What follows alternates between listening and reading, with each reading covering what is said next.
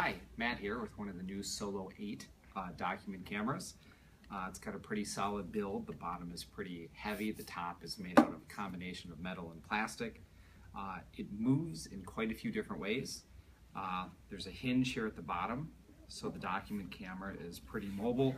The base is heavy, so when you do move it, it does a great job of staying right where you put it. So there's a hinge right here, which allows you to move it, a hinge in the middle, and then a hinge up here at the top as well. And this hinge moves a few different ways. In addition to moving like this, it can also rotate like this as well. The document camera has a microphone built in, as well as a light, and then an 8 megapixel camera. So one of the advantages of that is, in addition to using it as a document camera, you can also use it basically as a video camera and a microphone. So if you were doing some type of video lesson, maybe you're using Skype or something like that, this Solo 8 camera would work great for that as well. On the front, there's only 5 buttons, so it's fairly simple to use.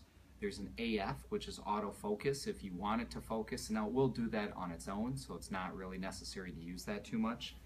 There is an AF-L, and that stands for autofocus lock. And what that does, anytime something moves underneath the camera will refocus again. So maybe if you have some text on a page and then you're turning the page, the camera's going to pick up your hand and it will always be focusing on it. We'll do it pretty quickly, but you know, if you need to, you could hit autofocus lock and it will lock in on the focus of the text, so that way you don't have to change it.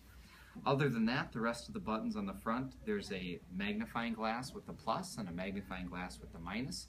You can use those to zoom in and out of your image.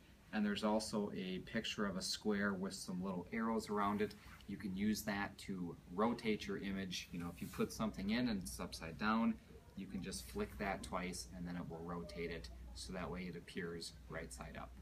So that's just a little bit about the Solo 8 HoverCam document camera. Very versatile. You know, in addition to using it as a document camera, it can also record things. You can annotate on your screen as well, so you can do quite a bit with it. Hope you enjoy it, and if you have any questions, just let me know. Thanks.